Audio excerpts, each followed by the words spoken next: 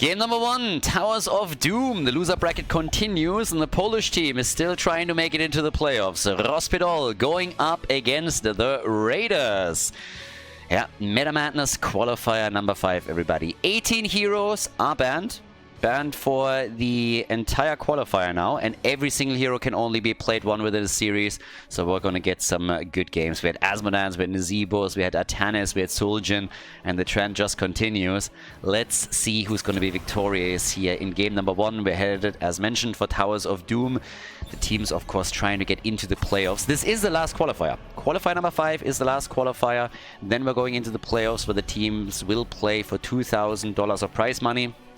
Again, prize pool being put together by me this time. We don't have a big name sponsor for this event, so a bit of an early Christmas present for the Heroes of the Storm community. I still wanted to run a Meta Madness at the end of the year, and in this case, financed by me. So there you go. We had awesome games already, and I honestly can't wait for the playoffs.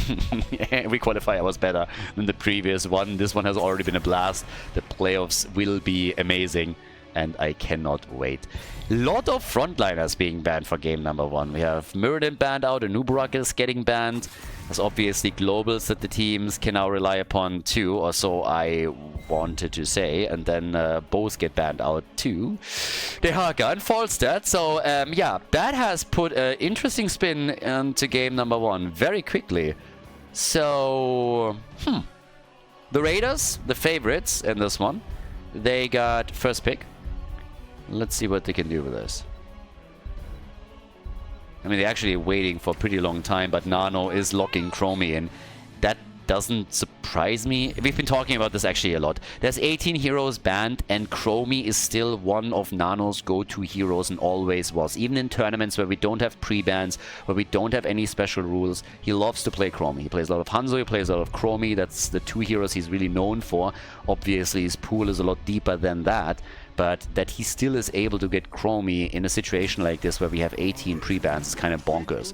So teams have been denying Chromie to him for a long time now, but in this case the globals were prioritized on the bans by RossPierrDoll, and therefore Chromie as a first pick makes perfect sense for Nano. Mal'Ganis and Stukov is what we're getting first for the red team.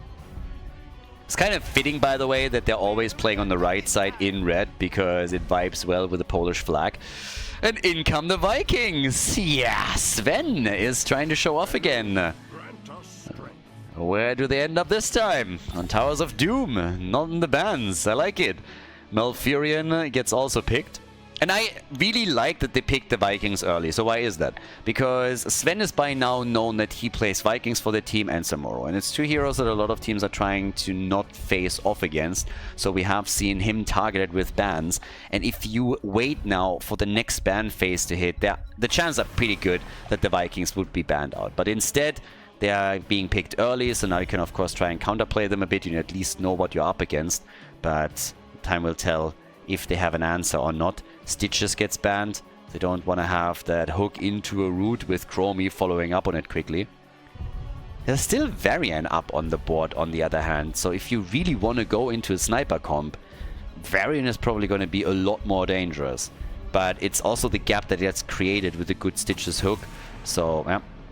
Illidan gets banned. I love Meta Madness. Just the fact that we have Cho'Gall bans, Illidan bans, it's always like, it warms my heart.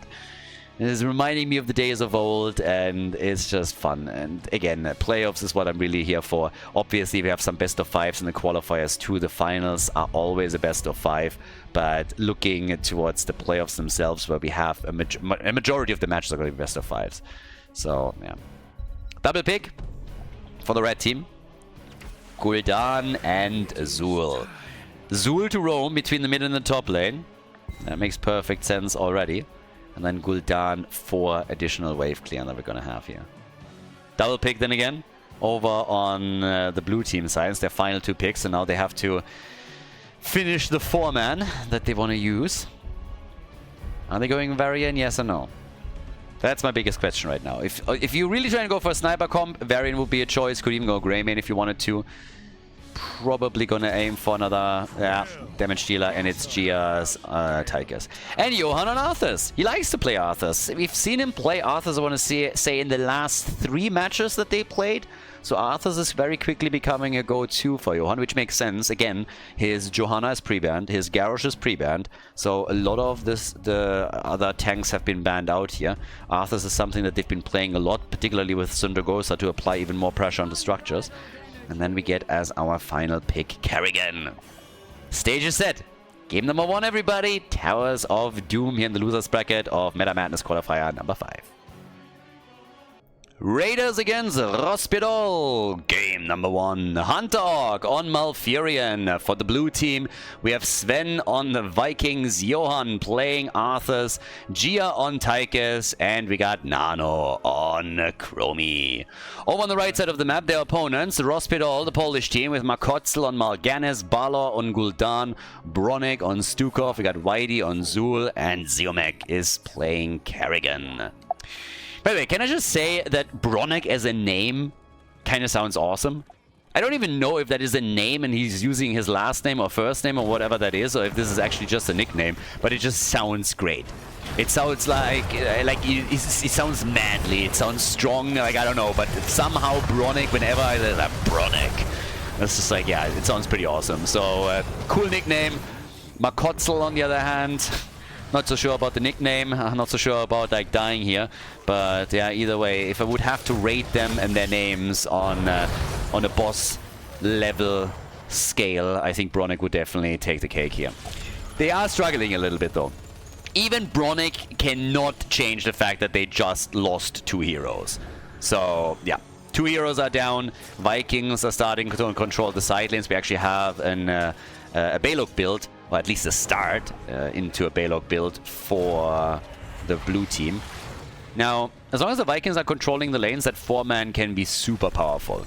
We have the trade build for Arthas. We've actually seen Johan already tinker with this a bit. Usually he follows up with Death Coil Talons on level 4 and level 7. And time will tell if he sticks with that particular playstyle, but I don't see any reason for him to change that. I'm also interested what is happening around level 10 because... Ooh, hello. Gia, well, he actually gets out, and Kerrigan dies instead.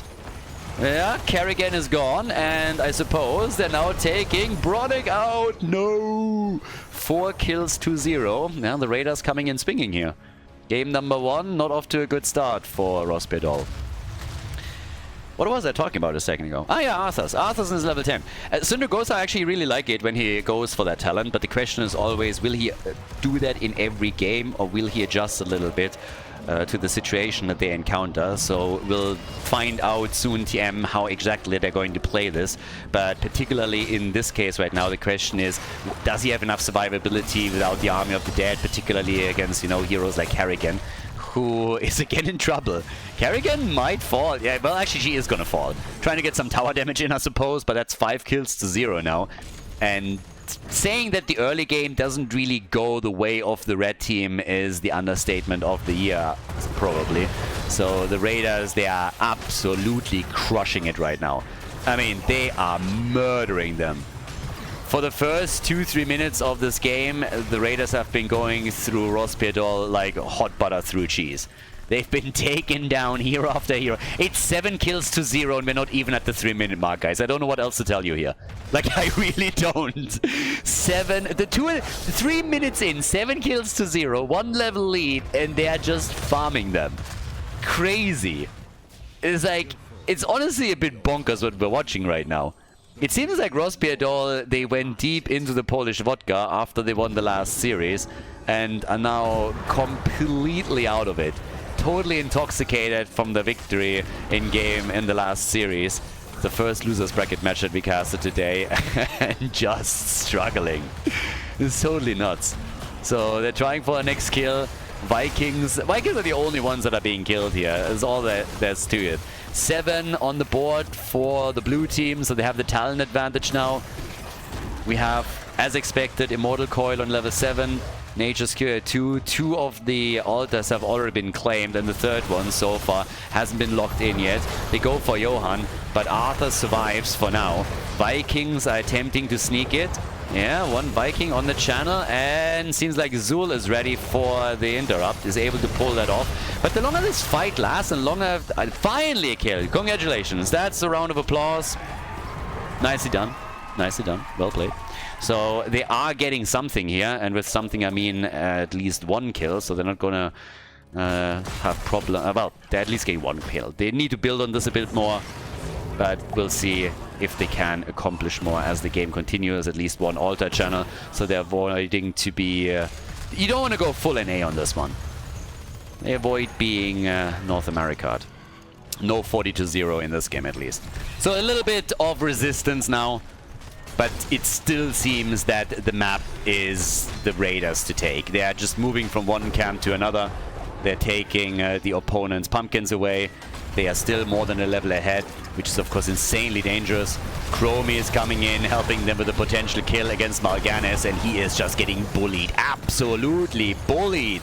Mal'Ganis is gone, and now the pumpkins are going to make their way over to drop that tower. Bam, one gone. The other pumpkins are yeah, there's Syndragosa.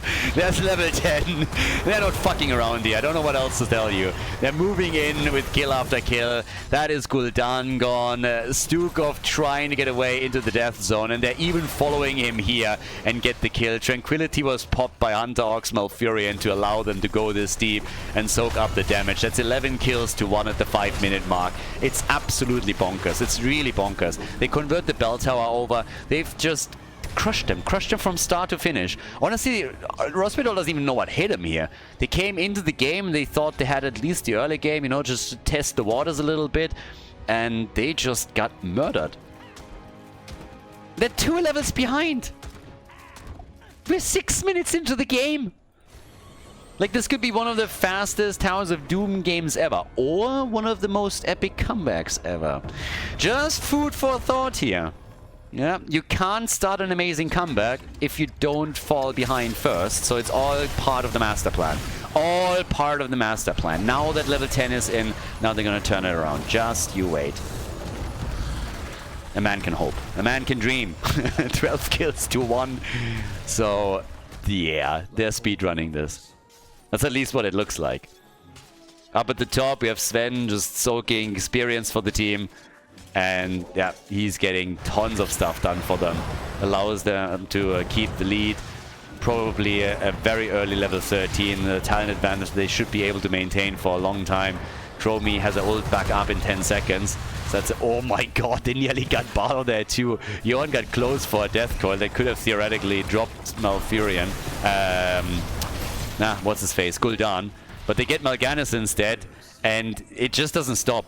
They got 2 altars, and now it's 22 points against 36. They're catching everything that they can possibly catch here. It's Kerrigan that's on the way up towards the top, but it's just crazy. Gul'dan will be able to retake that tower, I guess. Just a little bit of poke from afar is all that they need now. But the push in the middle is destroying another gate, so sooner rather than later they're going to make moves for additional bell tower control. And even if that bell tower at the bottom is being retaken, the gap is already substantial. A 2-level disadvantage in experience alone is an utter disaster. There's the Horrify though, and there's the kill. Nice, nice. I like it. They take Malf down. That was on point from Balor. On point with his ult. They isolate Malfurion and they get the kill. At the top, Zul also attempting to pressure this further. So, yep. Coming in, doing good work here. And as all of this continues, we have now Sven with another channel. It's 1 altar for each team. Nobody is going to contest the other side. It's just too difficult to take, particularly with the heroes that they're running here. Just too safe. But that's 4 shots fired. They got them down to 32 to 18 now. Of course, still a mad advantage for the blue team. But at least we have even talents, right? So at least that's guaranteed right now. For the foreseeable future, for the next 2 levels, we have even talents for the 2 teams. And this is where RossPierrDoll needs to be aggressive. It's a window that they have where they can play a fairly even game against the opponent's team. So it's a chance to force team fights on eye level. And as long as you win those, you can slowly reclaim your position in the game and start a comeback. But they got to do that. They got to play aggressive. They got to find opportunities unless they're willing to try again on level 16. And I suppose that they want to be a bit more successful with this before that happens. So a bit of a rotation towards the top by Stuko for just a moment. It's a really nice push here also by Zul. He of course has tons and tons of wave clear that he can utilize against the Vikings. And you can see that with the pumpkins, he has a lot of assistance. So he's doing well. Sven is trying to stop him, and that is not easy for him at all. So that top bell tower is starting to hurt. Pumpkins being escorted in over and over again doesn't vibe well with bell towers. That one is going to be lost soon, TM. And they closed the gap a little bit, so it's a one-level advantage that we now see for the blue team. But that's something that you can theoretically bridge if you just win a team fight or two. The issue that I have is that they weren't forcing anything, so they just stabilized, but there's a level 16 talent looming on the horizon for the Raiders, and that will give them another big leg up during the next few altar phases. And of course, after this isolated altar that we're now seeing at the bottom of the map, we're talking about a triple altar phase later. Kills like this against Hunterhawk are exactly what they need though. And Hunterhawk has now died multiple times already. Really nice play by Gul'dan to make sure that there's not another kill being added for the Raiders. Was a good move by Chromie initially, but the Vikings have channeled the altar out as all of this happened. So now we are looking at 14 points against 32. And with a level 16 talent, it means that Sven can go for stuns, just as we're seeing here. Syndragosa being used. Karrigan with a nice little move against Tychus, and he gets killed. Karrigan murdered by Chromie, but at least Gul'dan finished the job. So they're exchanging kills with the opponent's team. And that's not bad when you're a talent behind and a few levels behind, because you're gonna get an advantage in experience for heroes killed, which is something that they rely upon now to close this gap even further. So, yeah, 35 stacks for Gul'dan, closing in on completion with his level 1 talent, just as we're hitting level 16 for him to get Ruinous Affliction. We have Fell Armor on level 16. Darkness Within! No Ruinous Affliction. Okay, adjustments being made now. And still the pressure at the top from Zul. Over and over, he pushes these minion waves in, and you can see that it is starting to take its toll. This bell tower is going to get converted sooner rather than later. If they are at some point willing to rotate somebody else over and help Zul out, then it's going to be happening pretty quickly. This, on the other hand, was a bit telegraphed. Mal'Ganis gets absolutely crushed. Karrigan wants to go for Malfurion again, and that's a play that they've been making now over and over again. They really want to go for Hunterhawk. They've isolated him as the weak link. They know that he's the squishy, but now the blue team is reacting more and more to these attempts, and they got Karrigan. Karrigan gone, 16 kills to 5. We're looking at 21 kills at the 12-minute mark, more than 2 kills per minute.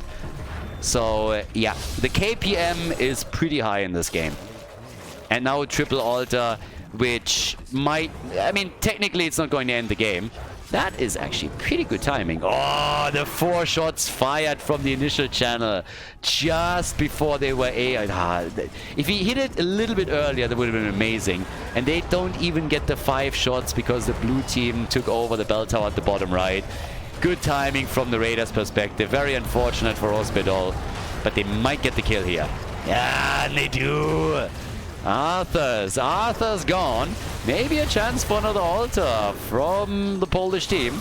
There's an opportunity here. 16 kills, 2-6. 11 kills on Tychus's level. Tychus has 11 stacks on Master Assassin. Just as a bit of a side note, that's usually not a talent that you take to complete the quest. It's a talent that you take for the passive. But he might be able to rely upon that. So there's a chance here. I love that they're still trying to channel this out, and I think they might... Nah, Slingshot Boy comes in and gets another interrupt. If Chromie gets into a decent position, I think this time he gets it, right? There's nobody to interrupt it. Whitey grabs it. Shots fired. They're still in game. 10 to 24 points. This doesn't sound that crazy anymore, guys. Look at the experience between the two teams. Yes, if you look at the kills, totally different story. If you look at the experience between the two, and you look at the points on the core, this is still a big advantage for the blue team, duh. But this is manageable. For a Towers of Doom game, that's not crazy. So, interesting developments over here. We might actually see a comeback. They got a chance. We've seen way crazier games that were turned. If you think about how the early game started in this game, That was just bonkers. But right now, there are some opportunities that the teams can play through. So, let's see how this is going to play out for RossPierrDoll. They are reclaiming the bottom bell tower. And now it's a 5 versus 3 bell tower situation in favor of the red team. Now, this is probably not going to last at the top. The blue team is already getting busy reclaiming their own bell tower. But since they're a bit slower here, it gives us an opportunity to the red team at the bottom of the map to at least break through the wall and open... Oh, well, that Horrify. Not so sure about that Horrify here. That seemed like he... I mean, honestly, if you would tell me that he misclicked, I would believe it. Seemed like an odd situation to drop a Horrify, particularly since he didn't have a chance to isolate anything here. Talking about bell towers, by the way. 6 bell towers to 2. Now, not for long, because this one is going to be taken, but both teams are now on level 20, and they're even going for the boss. Guys, I'm telling you, they're bringing this back. They are bringing this game back. Shots are fired, and now it's 20 points against 10. 20 points against 10. Syndragosa has been upgraded into absolute 0. We have Fury of the Storm, and only 3 shots are fired, but we're still down to single digits now for RossPierrDoll. It's pretty crazy.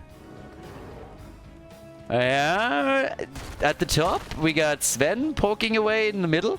They're still behind in bell towers. It's 5 versus 3. Both teams on level 20. Mal'Ganis is dead. And here comes the big fight. And that is horrible for the Polish team. They lose Stukov. They lose Gul'dan. He dies too. And down here, they will lose Zul. 4 heroes are dead. Kerrigan is the only survivor.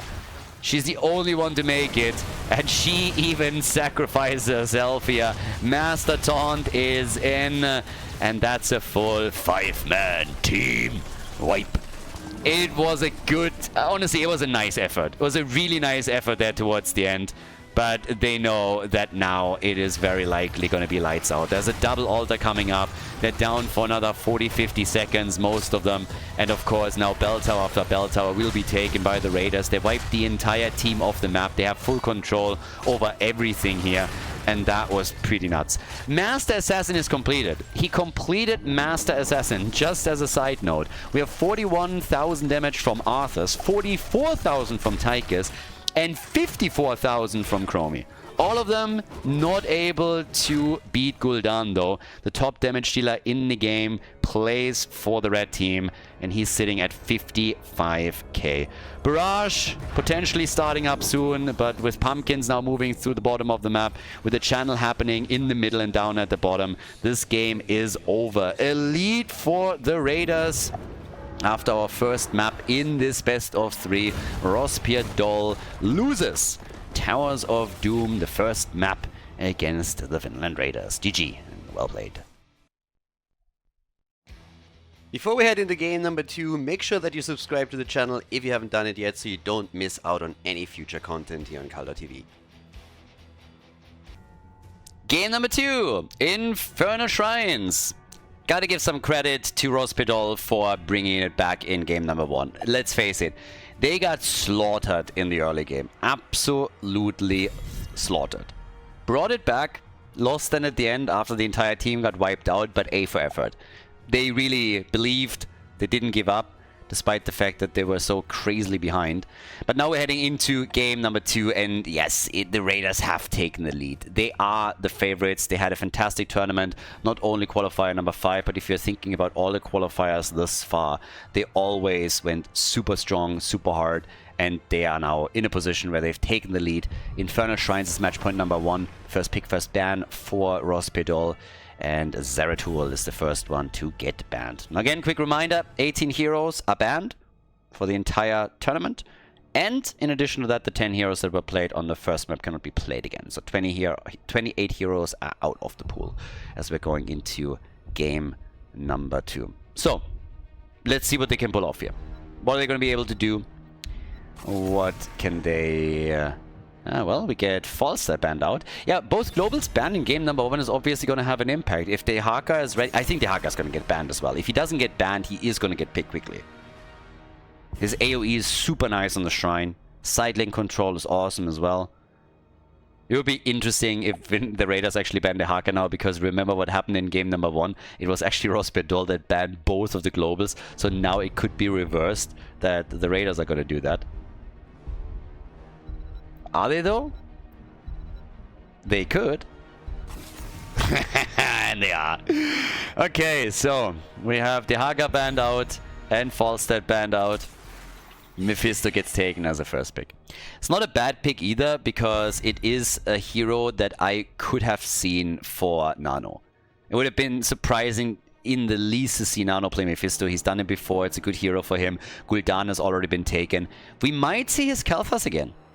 If he goes into another mage play, I mean, Cassia was obviously up as well, so we could see Cassia on his side. Greymane is still up, so those are still 2 strong heroes. But if they decide to go into a mage with him, then Kalthas is still up and is a hero that he has played multiple times. So definitely still an option for them.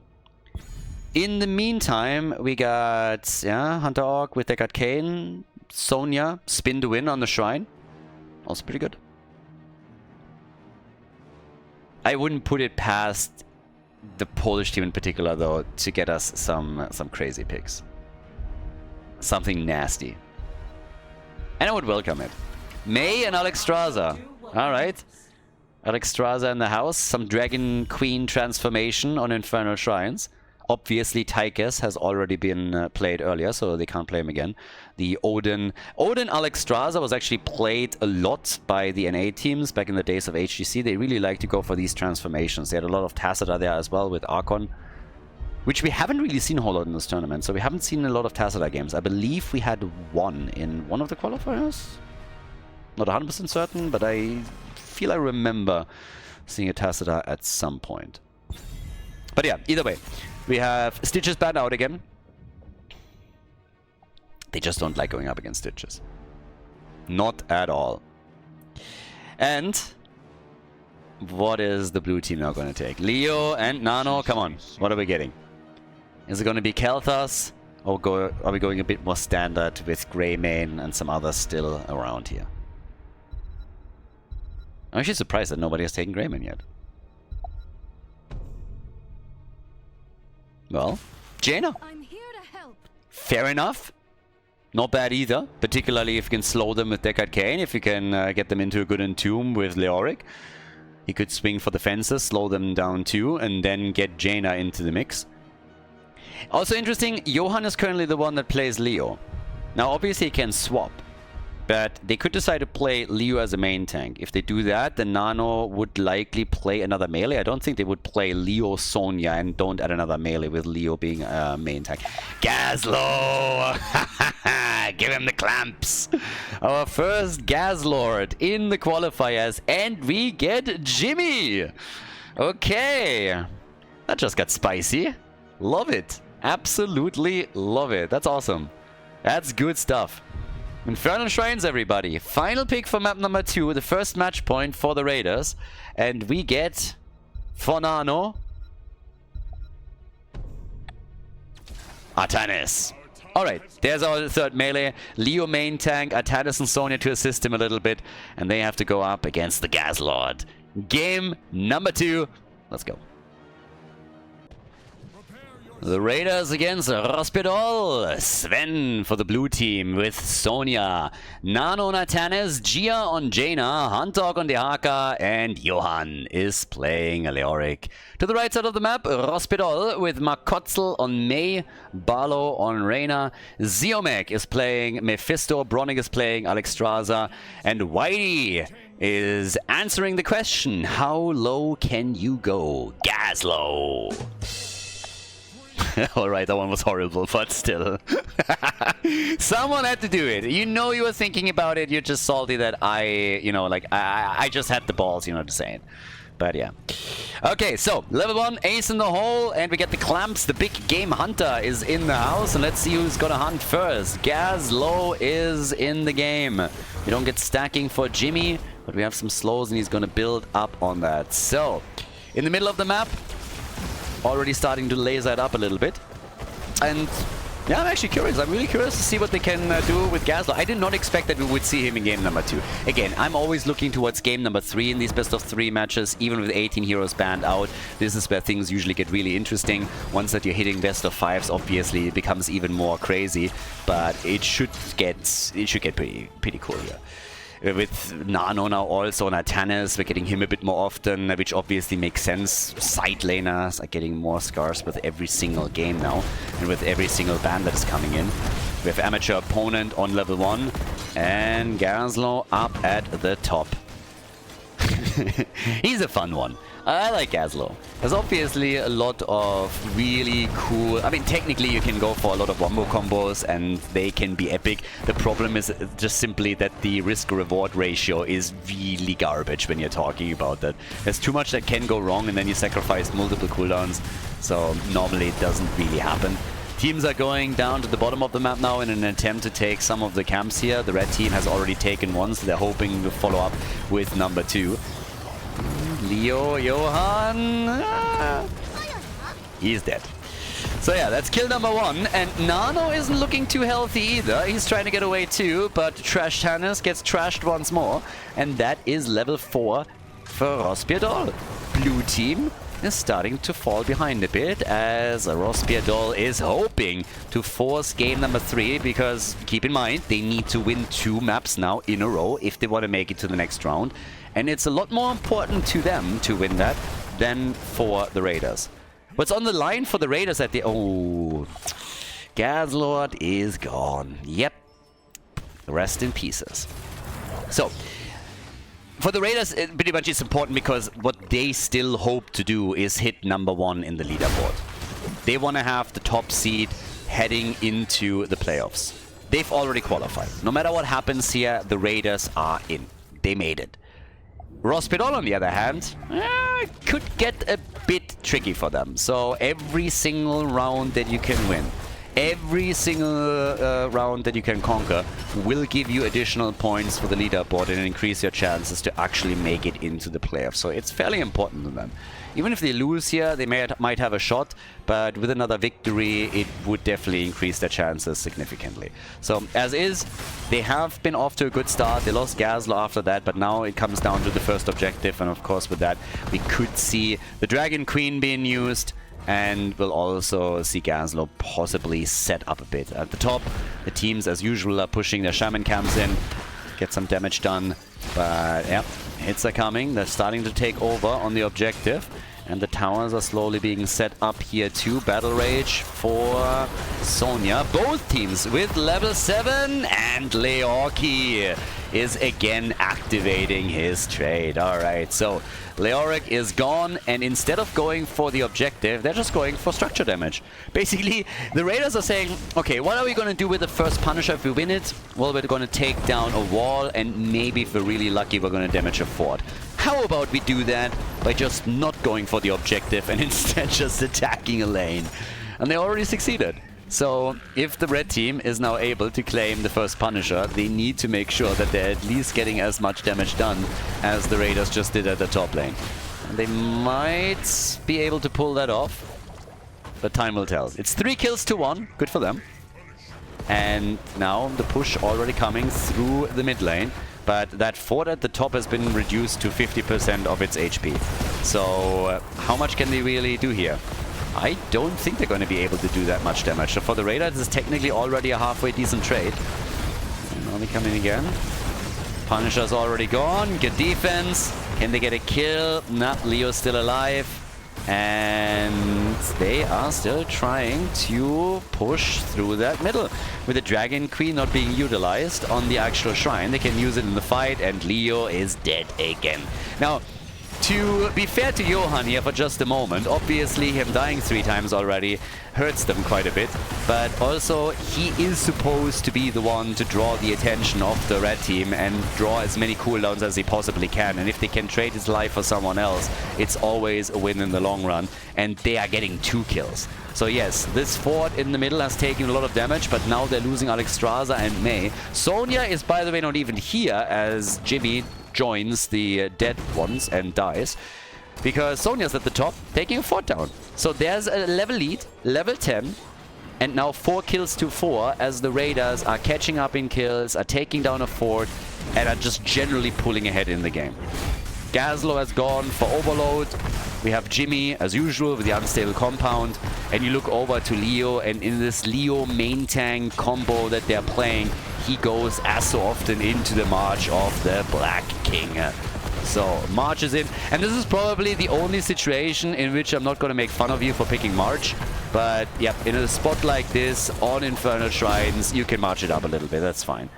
Dies again. He's basically just... He's a mobile observer ward. That's all that he is at this point in time. He already activated his trait 4 times. It's all trait activation, nothing else. Leo doesn't get killed. He gets trait value. 18,000 damage from Mephisto. 14,000 for Jaina. So the mages are currently doing work. Jimmy, by the way, with also 18k. That's not too bad if you think about it. Sven over here. On the run. And Deckard Cain is assisting. Making sure that they're able to get out of that fight. So far, so good. They're doing what they can here. But then again, already starting with level 12, coming close to move on towards the next talent. We have also Mephisto trying to increase that gap. Obviously, he wants to be top damage in the game too. Secondary objective, I suppose, but it's always bragging rights. Avalanche is in. Raiders, and the Shrine at the top about to activate. But I gotta admit that the Raiders are doing pretty well here now, because with the XP that they have, and now Gia getting another wave at the bottom of the map, they have just to grab this here in the middle and then up at the top, and all of a sudden, in addition to the camp that they are now connecting, they can get level 13, and that's in time for the Shrine fight. So it's a question of whether or not RossPierrDoll even wants to contest this. And at the moment, it doesn't look like it. They're currently sitting in the middle, trying to do some work here. Might move towards the top, but they are going to be down a talent, one way or another. Sonya is pushing the bottom of the map, and Gazlo is now coming on to contest that. They're pushing Leo off the Shrine, but the question is just for how long? Because there's the level 13 talent now. And I guess technically the Raiders, yeah, they can go for another lane push if they want to. They could go for the objective, but particularly with the first and the second objective, you can always try and just get value on lanes instead. Afterwards, the objective starts scaling heavily, and then you're going to be much harder pressed to get a positive trade for yourself. But here, as you can see, they're getting a lot done. They want to destroy this fort. And the red team is hoping to respond in kind at the top, but it's not really working for them. They're destroying the wall, but it's going to take them way too long to actually take the fort out. And the team in the middle is already responding by pushing for the wall at the keep. And Gazlo is the only defender, which left Sonya alone at the bottom of the map. So she's now taking another fort apart. They are absolutely crushing it here.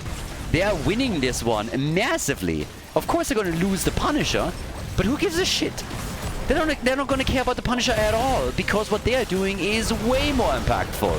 Gazlo is gone, and this is just bad. Bad news for RossPierrDoll. They're losing too much ground. Punisher's all alone at the top, and Leo's going to try and defend it. Now they're making a move for Mei, and Jaina just murders her. All the forts are destroyed, and the keep in the middle is opened up. That is disastrous for RossPierrDoll. They thought they had it at the top. They were like, oh my god, we're going to get the objective. And then the Raiders were like, yeah, you know what we're going to get? We're going to get 2 forts and a keep wall. What about that? And look at this. They're not even going to get the fort. They can't take this one out. It's impossible for them. They cannot take the fort out. They just barely reduced it to 50% of its HP. So it is a massive trade victory for the blue team. Yeah. And they also are about to hit level 16. That makes it even worse. They're gonna hit level 16 any second now. They have it. And that means more dominance in team fights. At least if they can get everybody together. And that's what they're trying here. So there's already a bit of a swap. Trying to go for Alexstrasza. Yeah, trying to go for Gazlo. Quest completed for Jaina, so she can ice block it now if she needs to.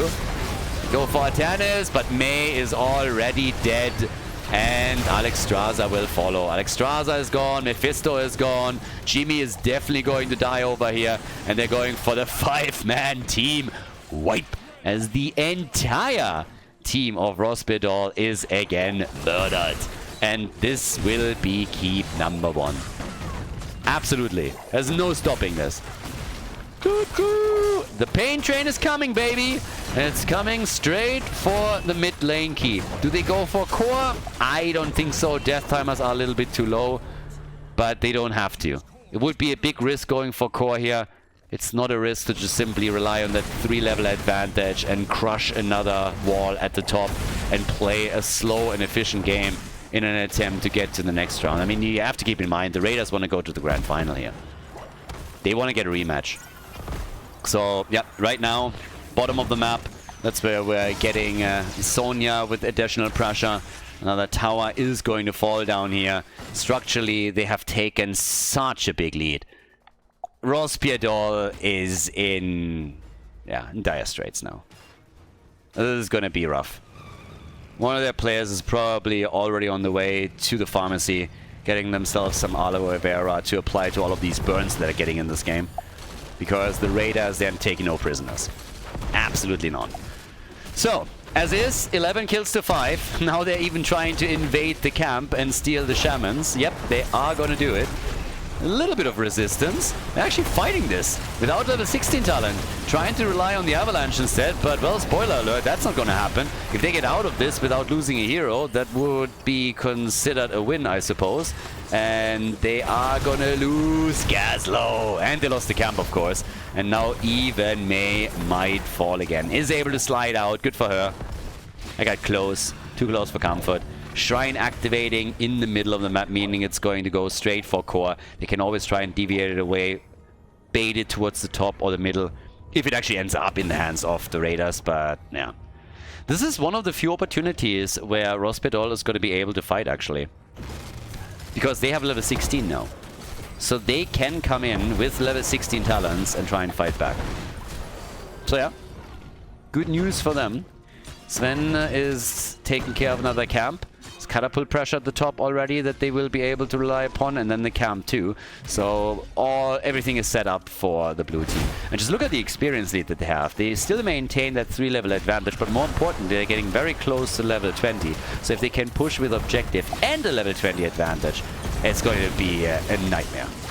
But it's already bad enough as is, because Jimmy gets caught and killed. An attempt to go for Hunter. Deckard Kane gets the clamps. Yeah, Gaslow is coming in and tries to laser him and can't. No, Mephisto dies and Gaslow wasn't able to get the kill. Instead, he now gets crushed. Gaslow falls. Atanis was trying to go for May. She's the only survivor here, or so I thought. And then she gets swapped, attacked, and murdered. Another 5-man team wipe as the Raiders take down everyone on the red team once again. Punisher is in, every lane gets attacked, it keeps under pressure, so is the core. The shield is falling, and that is a 2-0 victory for the Raiders as they move on to the next round of the losers bracket. Congratulations, RossPierrDoll is out of qualifier number 5. GG.